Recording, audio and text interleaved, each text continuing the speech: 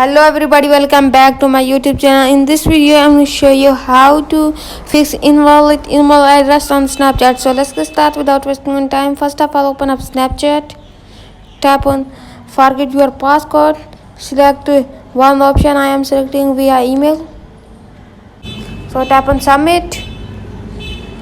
So it's showing email address is invalid, so give your correct email. So as you can see my correct email, tap on submit. So as you can see, check your inbox, go back, open up Gmail app, tap on Snapchat, tap on this link, select your browser. I am selecting Google Chrome. So as you can see, give your new passcode, tap on save.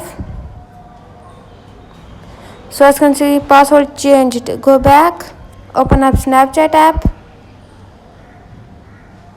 tap on this. So as you can see my username, enter your new passcode.